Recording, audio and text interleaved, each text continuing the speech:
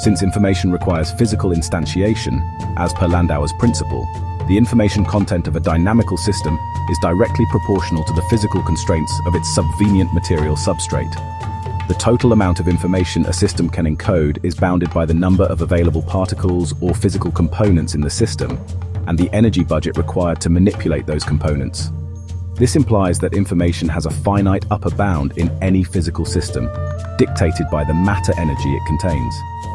According to Ashby's law, a system must have sufficient variety to adequately model and predict the nuances of its environment. If a system's variety is less than that of its environment, it cannot fully model or control that environment, leading to informational or functional deficits. Consequently, the system's internal representation or model of itself and its environment is inherently limited by the finite information storage and processing capacity of its material substrate.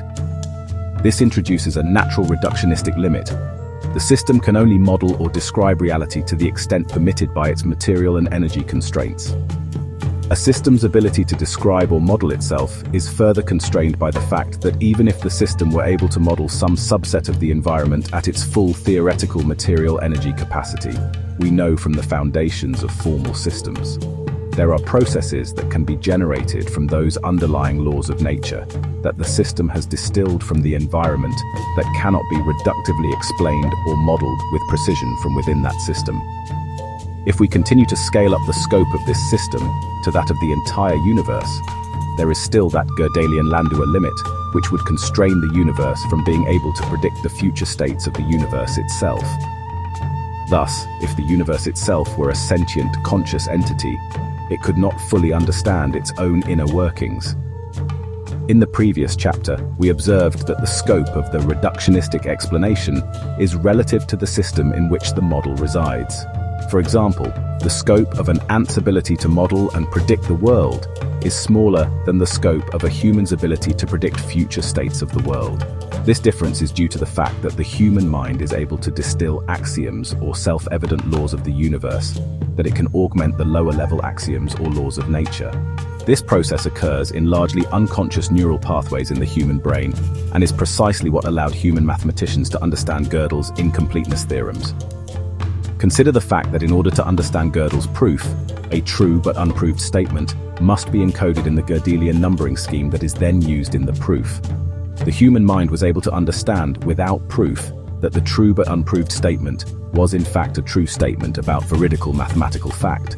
To this strange nature of human intuition, Gödel himself remarked, "Either mathematics is too big for the human mind, or the human mind is more than a machine."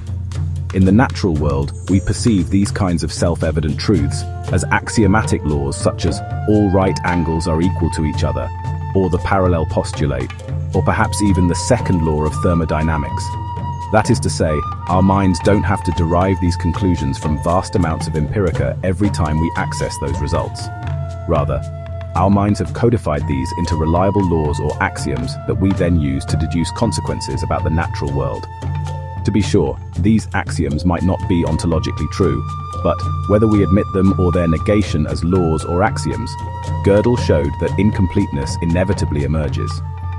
This implies that, although the scopes of a reductionistic explanation can vary between systems because of their choice of axioms, there is a fundamental limit to the most efficient choice of axiomatic natural laws governing the universe at that scale.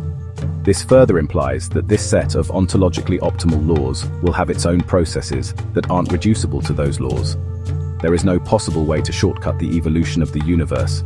It simply must evolve in time to determine the creative result of those fundamental processes. In this way, time is fundamental. The system evolves in time according to its axiomatic laws, which then create new, unpredictable phenomena that can then themselves become laws at a supervenient level that then augment the subvenient laws to create another gnomic hierarchy of emergence.